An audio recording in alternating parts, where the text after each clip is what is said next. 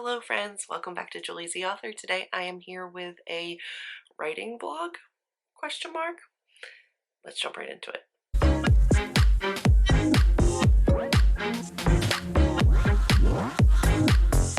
So I am starting a new novel. I have finished 4 of my contemporary romances and I have decided that the best thing for me to do is just continue drafting. So I am going to go right from finishing one to starting another. I'm going to draft that as quickly as I can. I'm hoping by spring I have them all done. This 5th one is the last one that I have loosely outlined. There's more, but this one's the last one I have loosely outlined.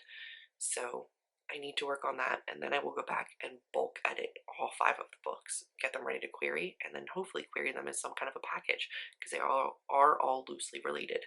This one I'm just casually naming the Townhome romance. I recently moved into townhomes. I had this idea before I moved here, and it just takes place in townhomes with neighbors. Right now, I'm working on character work, basic plot points, character backstory, what their big flaw is they need to overcome, what their like pain points are going to be as a couple, and just basically the overall structure of the book. I have the generals down, but I literally did a brain dump for like an hour one day and that was it. And I obviously need to do more than that before I start writing. So all of my books get a notebook. This one is no different. So this one is the Townhome romance, a big old heart with flowers, the key. There's a tree down here. I don't know why a camera or a moon phase, but like I needed to decorate it because I had like 6 of these notebooks and all of my books are like in them and I needed to differentiate. So in the front, I just have Townhome romance, word count. So as I start to write, the word count will go in there. My character list, it's blank still. Timeline, this is when I start to outline, start drafting, and then through the whole process. I keep this for every one of my books so I know exactly when I finish a first draft, finish my first edits, go to beta or critique partners, when I start querying, the whole 9 yards, and then I can go through like the official editing cover. For my other ones I do like when I got my first cover, when I finalized a cover, when I met with my developmental editor, etc. And I go through internal and external conflicts. I have a little bit of notes on that. And that's where the notebook lies right now. It is mainly empty, and I need to do a whole lot more work before I start writing. So I am currently in that phase of the writing process. But it's been a minute since I had the forethought to do one of these and take you through the whole entire book process of writing. So I will probably do this in chunks, not like one big long one, but that's where I am now. And hopefully by the time I'm ready to like start drafting, I have more thoughts about my process outlining that I can share with you and kind of take you along on the journey on this 5th one.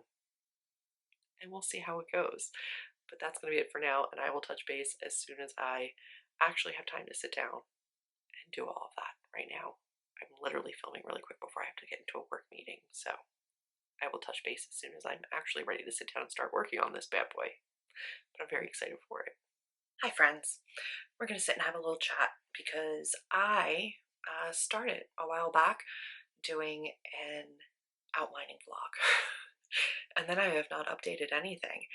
And the reason for that is twofold. One, I hadn't been doing very much outlining, and 2, I've been feeling really crappy about that. There's this weird thing that's happening with me right now, which has not really happened in the past, where I just don't know where this story needs to go. And I think it's partly because the last one that I wrote felt not right. And I think that a large part of that was the mindset that I was in when I was trying to write it. That book has since been drafted. It definitely needs edits, but this one I'm really trying to be intentional with and spend more time outlining so that when I get to the writing process, it's cleaner. Because the last one was real messy. Frankly, it's been a really long time since I've outlined a new book. So what does my process look like? What has it looked like so far? I got to know my characters a little bit better. I made sure that I had family, friends, quirks, hobbies, habits. I made sure that they had some internal conflicts brainstorm some external things that might be going on or might happen to them that they would need to react to, and then what that looked like when the two of them came together, because it's a romance. Slowly started to kind of outline where I wanted the ebb and flow of things to be. I did some research on other contemporary romance that I like, whether they were in first or third person, present or past tense, where the first kiss took place in terms of percentage and page. Try to average that out and make sure that I was staying on brand for like market standards. Just trying to really stay also kind of true to the way that I write and the pace that I like to set, because I like to do a lot of character building and I like to do a lot of like family and external work and a little bit of like psychology. I feel like all of my books have some kind of like mental health kind of focus because I want them to feel real. So in the past, I've done pretty extensive outlines until the halfway point, till the midpoint, and then loose outlining after that until the end. And then I usually reassess around the halfway point when I'm drafting and then reassess the rest of the outline. It didn't work so well for me last time, so this time around I'm trying to really be intentional about the entirety of the outline. But I feel like a lot of the banter and the tension and the connective like nature of the couple has to come when I'm drafting. And when that comes, it usually leads to new things, right? So it can lead to them doing something I didn't plan them doing. So I need to leave myself room for that kind of stuff. I've been trying to actively think about the book every day. Some days that's all I do is just think about it and I don't do any writing, I don't take any notes.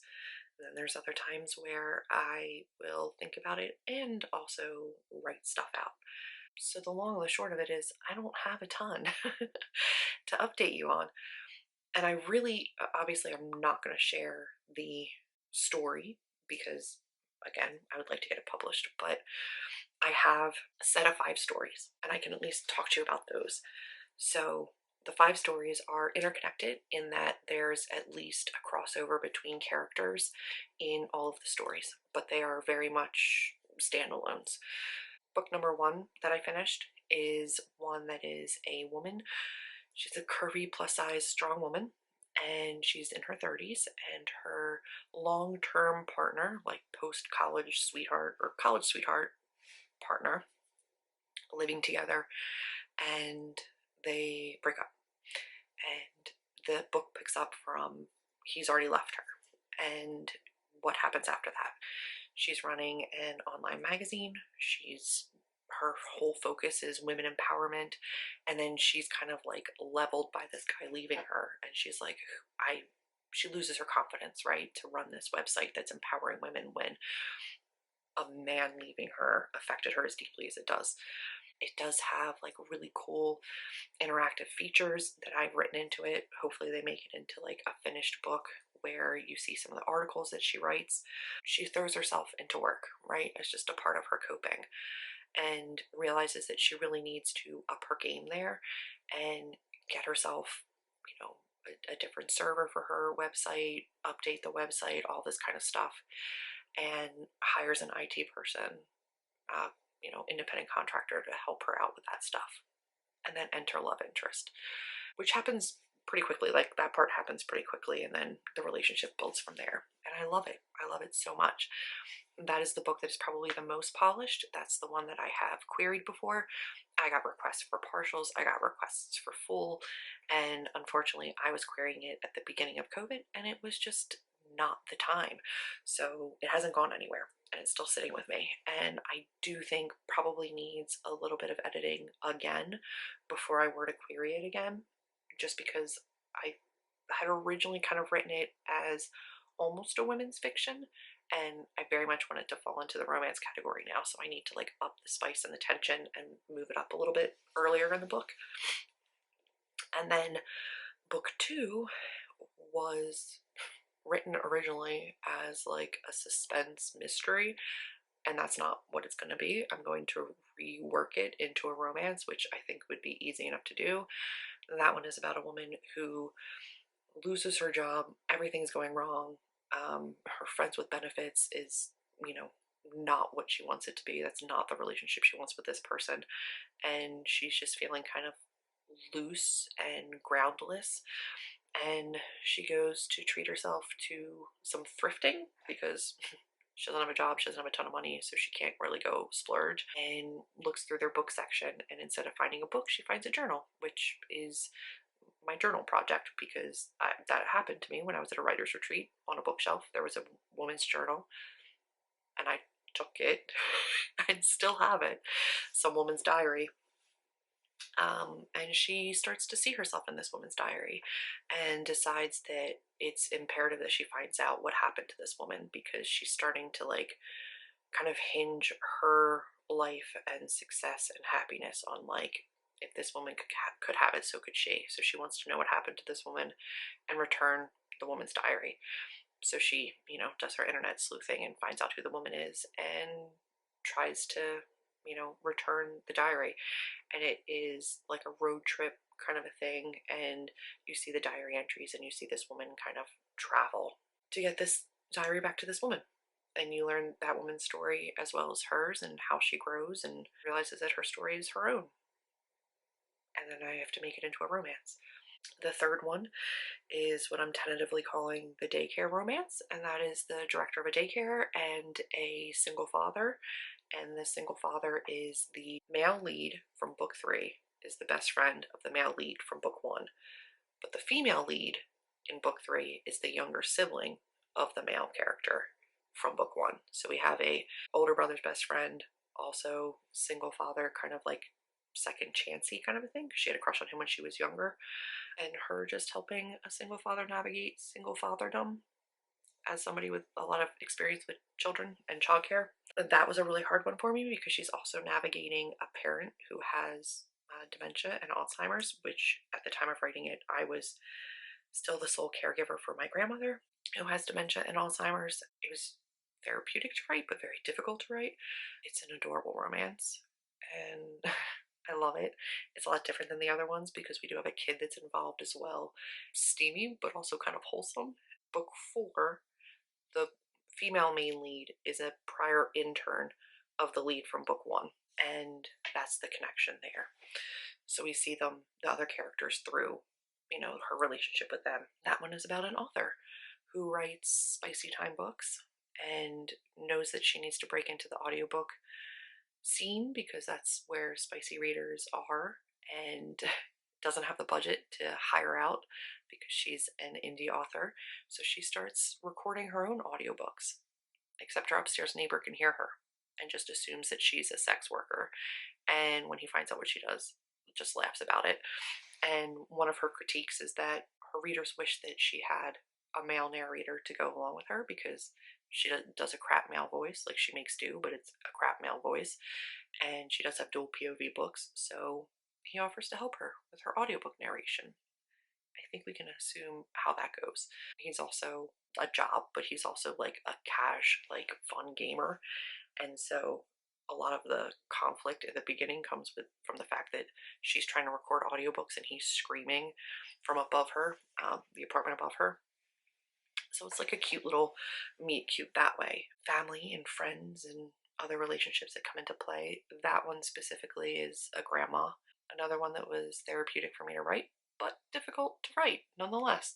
Book 5, which is the one that I'm outlining now, the male main character is in the friend group of the male lead from book 3. This one is just a neighbor romance, and I'm just calling it the townhome romance because it's somebody who moves into a townhome and literally runs into her neighbor because their dog barrels into her, and the guy's a nurse and works long hours and doesn't have time to take his dog out, and so she's a work from home and she thinks his dog is adorable, so she offers to walk the dog or dog sit during the day for him, and then a romance occurs from there. This female lead is dealing with trying to set boundaries with family and realize that she can't fix everybody or everything, and that she needs to let them kind of do their own thing so that she has space to do hers. Again, my books tend to be pretty therapy heavy for myself. but they're relatable, real issues. And I love that for them. So that is the brief synopsis of the 5 books. Worst case scenario, which is still a perfectly fine scenario, I would just publish them myself. I think I would maybe try doing a Kickstarter just to help me out with covering the cost of self-publishing those. Have different tiers where you would get the ebook or the physical book or whatever when it was done. Let me know if that's something you would be interested in. Is that something you would feel comfortable doing? And if so, what kind of tiers would you want to see? What kind of rewards do you like? I'm going to cross my fingers and still query. So that's the, general synopsis of the books and where I'm at with outlining. I'm going to keep you posted. I'm not going to put this up yet.